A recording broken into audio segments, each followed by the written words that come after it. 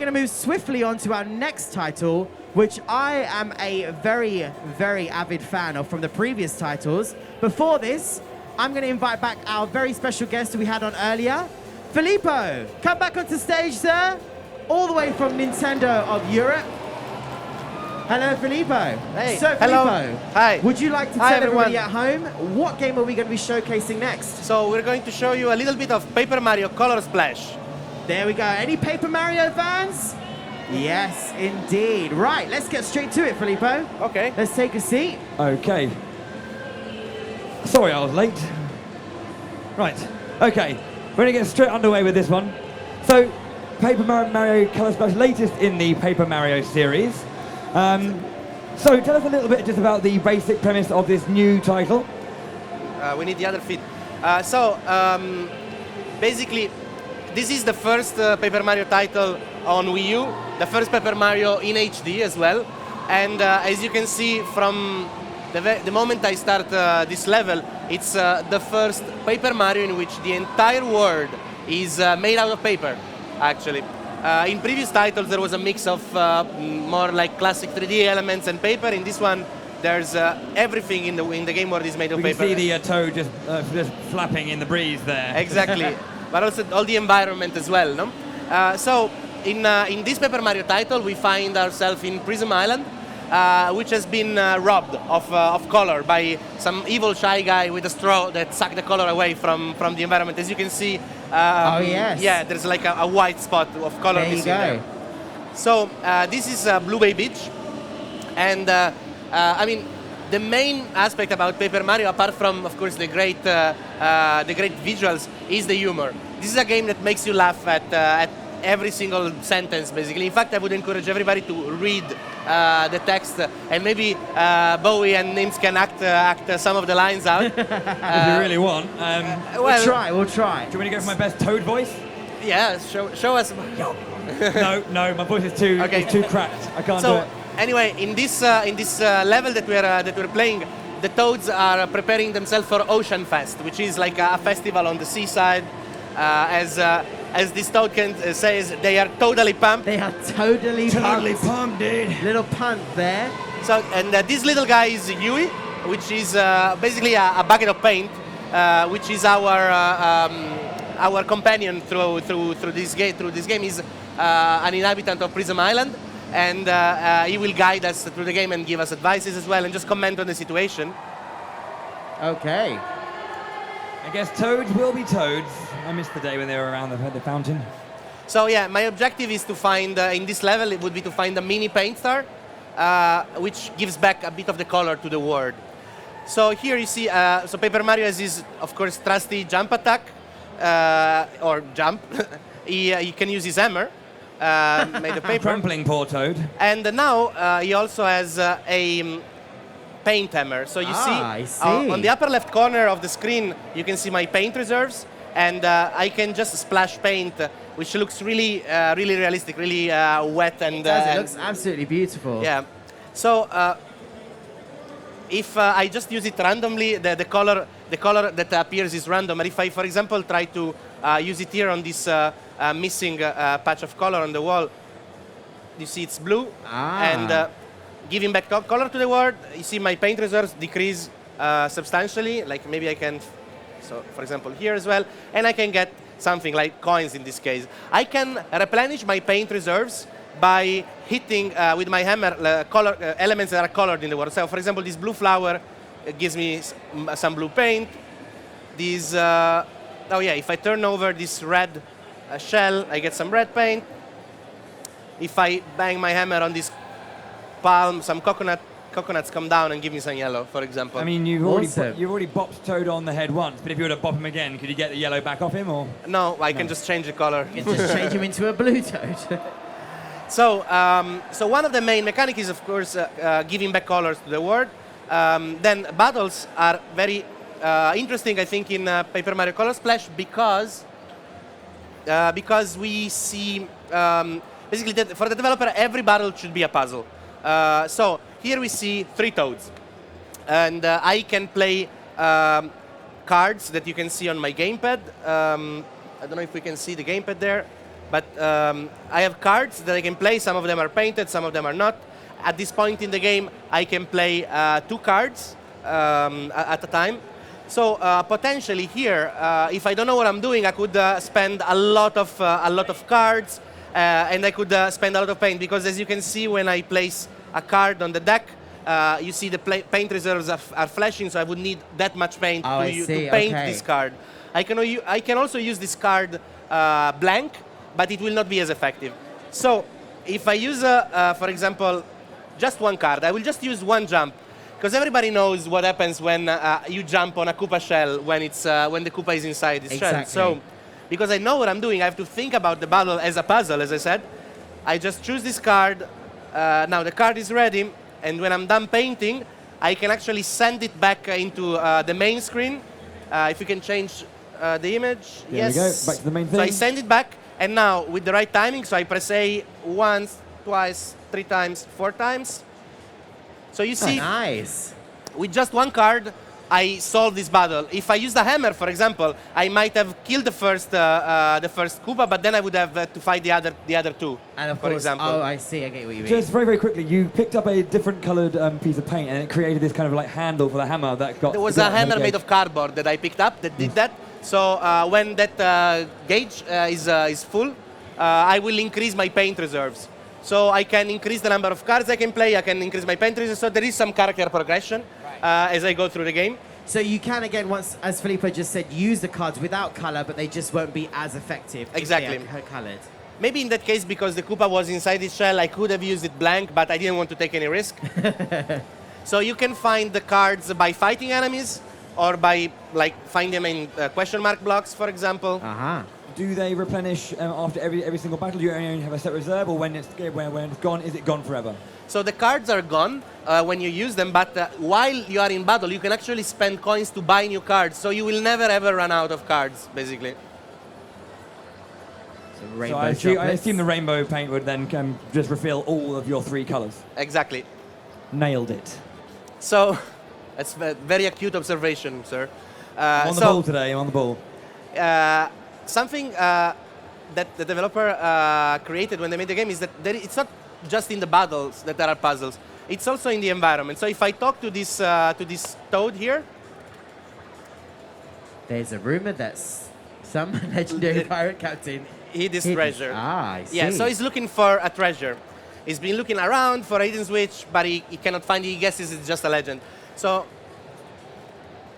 you can see that there's a vine conveniently placed there. If I use my hammer, the vine comes down, and I pull it now. Ooh. Ta-ta. Look at those riches. So I guess that's what the toad was referring to. But if I try to tell him, so yeah, he's not the brightest of toads. Bless him. He's trying so hard. Yes. He's trying, and now you're just going to rob him of all of his treasure, and he'll never know that there was indeed treasure. Remember when I said before, the entire world is made of paper? You see, even the coins here are basically 3 layers of cardboard with the golden paper glued on it. Again, it's that whole thing of the attention to detail, isn't it? Yes. So really, everything. Generally, the world as well. It's not kind of like an open world kind of thing, but it's like worlds that kind of you go into a level. There are separate levels, but you might need to come back to levels that you already played because a new event has happened. There's really, you have to think about the game. There's a lot of puzzling elements in this game. And so talking about how the world is built, the development team told us that they imagine this world as a structure, a backbone of hard cardboard, of box cardboard, with layers of different paper glued on it. You can actually see it here next to Paper Mario. You see this, that there is the cardboard in between. Yeah, you can see the jagged edges. And here, in this area that was a secret area, it almost looked like a storage area where they just left over pieces of unpainted cardboard just there. And if I go outside... Just further kind of pointing out just kind of how key and kind of important the aesthetic of Paper Mario is. It's always been one of those ones very, very stylized. And kind of always kind of use that as its main driving force. You know, the development team told us also that during the design phase, they basically went to a copy shop and bought as many types of paper possible, because they have a very clear idea of each kind of paper and what exactly makes up the world. You see, like here on the floor is a bit more flat on the green part. The blue part is a bit rougher. Even like there, those bushes look a bit almost cottony paper. I love the clouds hanging from strings. on the ceiling. There's a lot of references to Super Mario Bros. 3 as well in the game. So there's lots to look at in this particular game. Yes, the game looks the game is just gorgeous. I mean, as Yui is pointing out. Whoa. So it's Look the at first the time that clouds, Yui is at wow. the seaside. Would you look at that view? He's very happy. Yeah.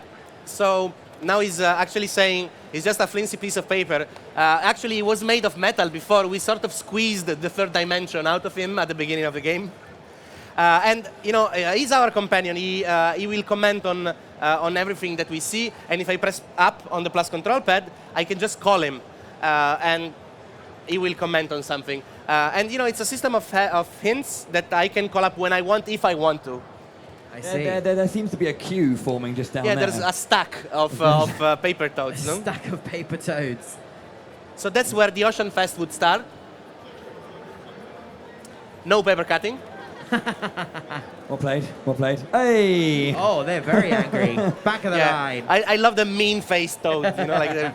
But you know, like I'm just gonna stop here for a second. If you look at the sea as well, how beautifully it's created. It's actually different layers, different sheets of paper that are sliding onto each other with maybe like brown, like bread bag underneath that represents the sand, the sand absorbing Soaked the in water. Yeah. This metallic paper on top that's shining, that represents the foam. It's really so beautifully imagined, this world, completely made out of paper. Even the text boxes are made of paper, actually. So now, I'm just going to show you another scene here in the Ocean Fest, in the Blue Bay Beach level. Oh, we got a paper card boat. I do like the almost bounty-esque paper used for the sail. Yeah, to me it looks like a kitchen roll, actually. Bounty, Okay, yeah, sorry. Oh, yeah, it's called, There we go. it's called something else now, isn't it? Sorry. No, Cashel? I The think, yeah, Cashel? why not? We'll go with Cashel. I'm living in the 90s still. So the red toads are wondering why is this guy just going around. He wants to sail at the edge of the world. This very, very brave toad is saying he's embarking in this long, foolish, potentially deadly journey in order to discover his destiny. and again, he's got that determined face. Yes. Sounds like a midlife crisis to me. Yeah. So yeah, the red toads are pretty mean to him actually, I mean, that's some good advice, I guess. and they're suggesting to upgrade his ride. So, but now the other toad comes and calls them. The Ocean Fest is starting. So they immediately lose interest in the blue toad and his quest. Yeah, Yakuza. as I So said. mean. So, yeah. But he's having none of it. He doesn't care. He's on a mission. Actually, he's going to say, if I talk to him again, he's going to say that he's going to sail to the margin of the world. To find my destiny. Yeah, so actually, if you want to see what happens to this cute little blue toad, you get some hints in the trailer of the game. But now, out I the mean, trailer. I wish I could show you the Ocean Fest proper because it's really funny. But for the sake of time, I'm gonna move to another level where I'm gonna show you the very first boss battle in the game. Okay. So if I can get the Okay. different, We have a Image. separate, look at this, yes. ready to go. Uh-huh. I see. We are just going to quickly flip over If we get our secondary... to our second screen. There we are. Great. There Okay. it is. So here we are instead in the Crimson Tower, which is the first place where I can find a big red paint star, which are like the big paint stars that give back color to a huge areas of the game. Ah. I've noticed So- you've also got increased paint gauge as well. So Yep. very We nice. keep going with the acute observation here. Yeah, yeah. Now we I have am 220 on up from 180 that I had before because I upgraded a bit my paint ammo reserves. And here, actually, you see, I need to get to that door on the upper right. But if I try to go through, you see, there is no staircase in the middle here. So this is, if I don't know what to do, this might be a good time to press up on the plus control pad and call Yui, which tells me that if Morton life was a broke the video game. floor. Oh, yeah, if only. So what we can do here, when you see these very clear lines on the background, you can sometimes try to press the Y button And if I press it now, I will activate the cutout feature. The game, like a page, will slide into the gamepad. And on my gamepad, If we can get the gamepad footage, please. We will. Beautiful. so on the gamepad, I can cut out parts of the game word. Wow, using your finger. You just slide along. Yeah, Wow. on the dotted On the line. dotted line, of course. So sometimes I can find some secrets. I could even find some Luigis, hidden Luigis that give me some Nice, yeah. bonuses. But in this case, I do some metaphysical 2D platforming, and now the game switches back to the TV screen, and I'm there right where I wanted to be. You see, Oh, wow. I traversed that area. Kind of like and kind of taking off from what it had in Super Paper Mario with the Z-axis, but kind of just going along that line of like changing your perception of the world and how you can interact. Exactly. So if I go through here, this is Oh, where I shoots want your up, voice see. acting. One of the Okay. minions. Morton Fine Pain Star. So Morton, again, he's not the smartest guy. He speaks all in caps, and he usually misspells a lot of words. I apologize in advance. So that's the big red pain star, which is sleeping. Bad Mario Fine Pain Star. It's quite Again, I'm sorry. but more. Morton find it more.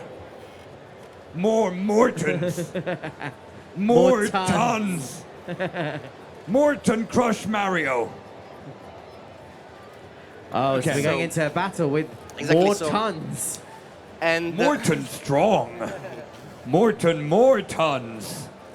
Well played, sir. so Yeah. here again, a small reference to Super Mario Bros. 3 with the magic wand. Bring me pedal stool. So that's how he calls a pedestal. Morton on pedal stool. Look now, Morton safe here. What's that?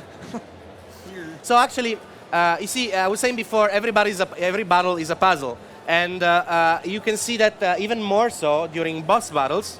Actually, I really love Paper Mario that sometimes turns around, looks over his shoulder to see that if the shy guy are actually looking at his card as his end of cards. Cards. But anyway, so here, I really need to think about what I'm doing, because if I cannot jump on Morton because I would be hit by spikes. If I use a hammer, I would hit the pedestal and not him. So now, if we can show the gamepad screen and my card deck, I have to think about what I'm doing. So for example, if I only had like a triple jump like this one, the first jump would get the first shy guy, the second jump would get the second one, but the third one would make me take damage. But that's why I have to say I have to think about it a bit like a puzzle. So I still choose to use these two cards. I paint them. They actually take a lot of paint because they are multiple attacks in a row. Okay. And once I bring them on the TV screen, and I flick them, can we change the image? Can we go back to the main? Yes. There we go. So cool. There we go. basically, I will do the first jump correctly. 1, 2, 3, 4. I will miss on purpose the second jump, so that the third jump is still on the shy guy. Ah, okay. And now I'm free to use my hammer to remove the... The pedal store. Yeah. High place broke. Low place scary. So and you can see on the card as well, as you're progressively using the card, the color drains slowly from the card as I well. could also, if I had better timing than what I just had, I could also block. So now I'm just going to play a few other cards. Also, I noticed as you take damage, actually Morton's color is slowly drained from his feet.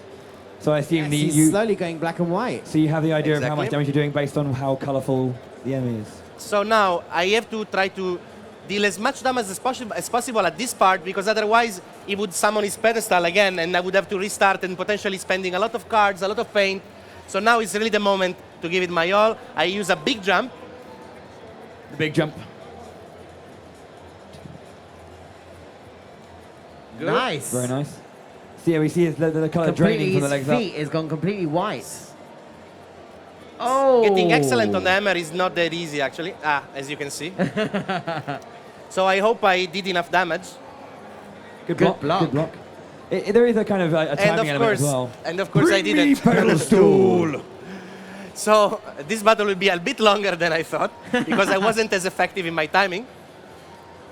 But let me try again. So as you progress through the game, Filippo, you'll be able to use, of course, more than 2 cards in one go, or is it always 2 cards you can use? So, actually, when I started the game, I could use 1 card. Okay. Now I can use 2. I'm not sure later on in the game. For now, we are just showing this. Okay. Also, the hammer also gives you the hammer, like the wave of attack of the hammer, also hits other enemies, as you saw I from see. the Shy Guys. So now I hope this time I did enough damage. Yes. Nice. Morton is fired. And there we go. Oh, Oh, baby. paper flames. But see, I lost 2 cards in an entire turn and a lot of paint just because my timing was not the correct one. I Okay. did not play well. I didn't think my battle through. Right.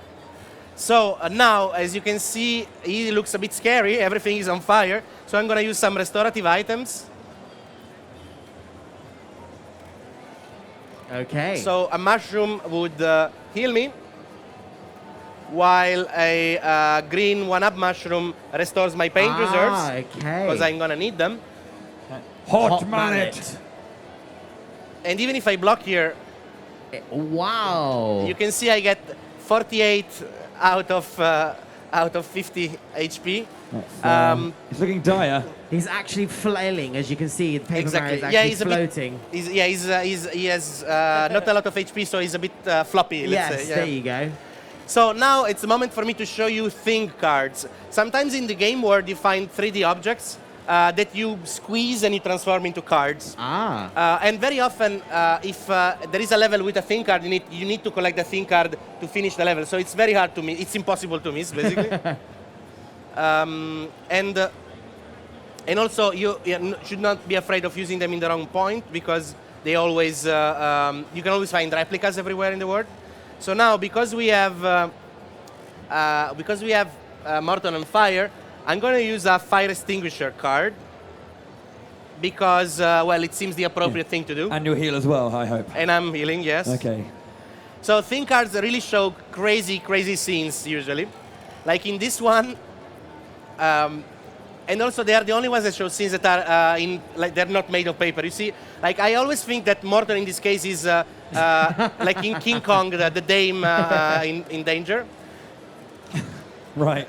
You know, the skyscraper is on fire and she's going, yeah. ah! That's what I imagine. But anyway, so Oh, there is wow. also, yeah, there is timing involved also in these thing cards. I had to touch on the touch screen when the pin was going out of the extinguisher. And now we broke his fire. And he's practically Mallet white. gone. Just stick. So I will heal, even though I know already that his stick Eat stick. only does 1 damage. 1 damage with the stick. Yeah. So now what I'm going to do is I'm going to show you another thing card, not because I need to use it now, just because it's funny and I want to show you what happens. Always a bit of humour necessary here and there. And before we use the extinguisher, now we're going to use the fan. And in this case, there's also timing involved. I need to tap on the screen to make this cosmic fan that appears from the edge of the world spin faster. So now... I assume you mean the margin of the world? Oh, Look at he's this tapping away mashing. on the screen. Oh! So I get an excellent. Well done. That HD fan. Beautiful. Exactly. Bop. Done. And so our Morton is gone. Morton! Morton lose! Bad Mario get paint star. Master order Morton. Say go get paint star. Morton, more like Leston. Ayy. So anyway, now this boss battle is complete, and as you see, I really need to know what I'm doing. I need to choose my cards carefully. I need to think about the battle. So as you saw, each time you use a sort of like a real life item, like the extinguisher and the fan, it kind of transfers you into like this real world Exactly, yeah. environment. This is the think card. So yeah, you can clearly see that the Maneki Neko, the Cat of Luck, is standing out. It doesn't really fit in the paper world. So I squeeze color and the third dimension out of him, and it becomes a thin card. And to be honest, I wish I could show you this. You can actually see what this thin card does in the trailer. Basically, the development team wanted to concentrate all the stereotypes that people have about Japan. So when you use the thin card, the wave of Kanagawa parts off. You see like the Tokyo Tower, you see I think a pachinko machine, a samurai, a ninja, all sorts of crazy thing, and then the Manekineko just stomping on enemies. And you saved a toad. Yeah, sometimes you can bring toads back to life when you color them again. And actually this toad thinks that it's the cat of luck that summoned Mario because he was just crushed by it. Yeah, boy! I knew it was well worth making the trek. So, we've completed the first boss battle. Awesome. Very shine-like, that one. And yeah, that's a red big paint star. And you can see that as Mario and Huey travel on it, it will give back color into the world. First off into the map, and then into certain parts of the game. But so this is Paper Mario Color Splash, coming out in October as well. October 2016. Yes, indeed. Very nice. So bringing back, obviously, Colour to the World brings it back to life, and it comes alive again. Painting And the gate red opens. castle. The first time you're here, Yui comments that with my tiny paint hammer, I would never be able to paint the entire wall of this castle. And sometimes you need to paint items before you can use them. I see. There we go. And wonderful. Yeah, so this was our demonstration for Paper Mario. Thank you very much Let for me taking just us through